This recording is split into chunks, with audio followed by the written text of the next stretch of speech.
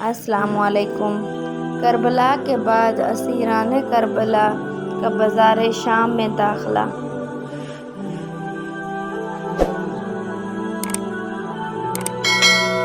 شیخ جلیل اور عالم خبیر حسن بن علی طبری کتاب کامل بہائی میں اس اسیر اہل بیت صلوات والسلام کے شام میں آنے کے بارے میں لکھتے ہیں کہ اہل بیت کو کوفہ سے شام تک ہر بستی میں لے جایا گیا۔ ہر بستی سے شہر تک کے لوگوں نے ان پر چیزیں پھینکتے تھے۔ جب یہ قافلہ شام سے 4 فرسخ کی دوری پر دمشق کے داخلی دروازے پر پہنچا تو ان کو 3 دن تک وہاں روکا گیا، کیونکہ شہر کو سجایا جا رہا تھا۔ شہر میں اسی طرح آئینہ بندی کی گئی پہلے کبھی نہ دیکھی گئی۔ 5 لاکھ کے قریب مرد اور عورتیں دفوں کے ساتھ اور امراء اور رئیس طلبوں، بغلوں، باجوں اور نقاروں کے ساتھ نکلے۔ کئی ہزار مردوں عورتیں ناچتے ہوئے، دف، چنگ اور رباب بجاتے ہوئے ان کے استقبال کے لیے آئے۔ سارے علاقے کے لوگوں کے ہاتھوں پیر مہندی سے رنگے ہوئے تھے اور آنکھوں کا سرما لگا تھا۔ لوگوں کی کثرت قیامت صغریٰ کا منظر پیش کر رہی تھی۔ جب سورج طلوع ہوا تو ملعونوں نے شہر کا رخ کیا۔ لوگوں کے ہجوم کے سبب قیدی زوال کے وقت کے قریب یزید کے گھر کے دروازے تک پہنچے۔ یزید کا تخت ایوان اور گھر سجایا گیا تھا۔ سونے اور چاندی کی کرسیاں دائیں بائیں نصب کی گئی تھیں۔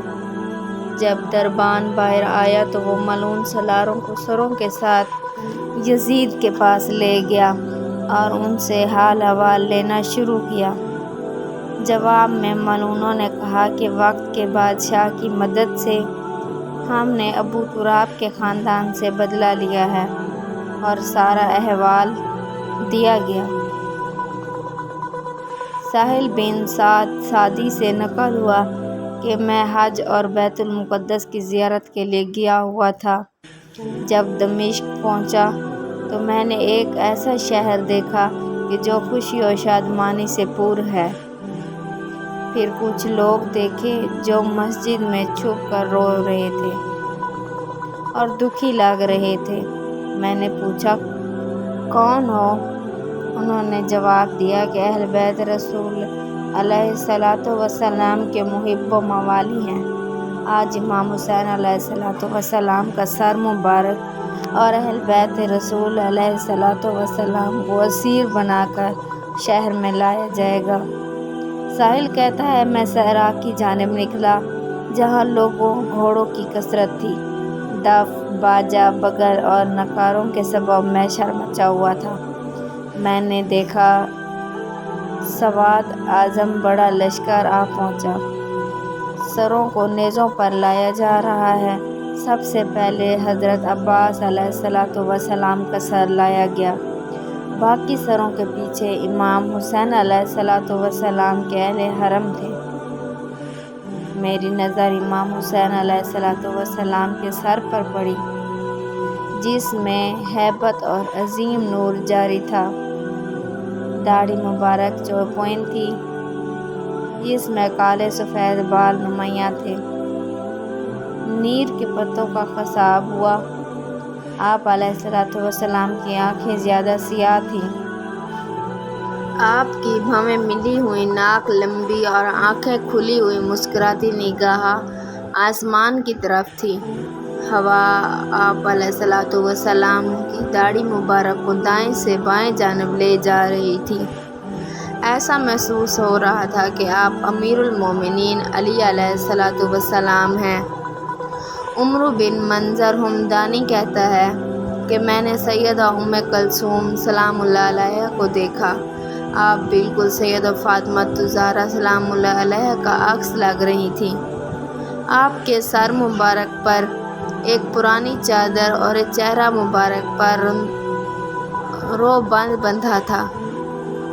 میں قریب گیا، امام زین العابدین علیہ الصلوۃ والسلام اور پاک بیبیوں کو سلام کیا تو میں آپ علیہ الصلوۃ والسلام نے فرمایا، مومن اگر ہو سکے تو اس شخص کو کہے جس کے پاس امام حسین علیہ السلام کا سر ہے، کچھ دے کہ وہ آگے چلیں، ہم نہایت مصیبت زدہ ہیں۔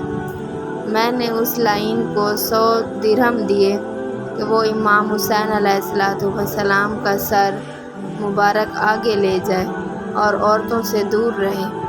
قافلہ یوں چلتا رہا جب تک سر مبارک یزید کے سامنے نہ رکھا گیا۔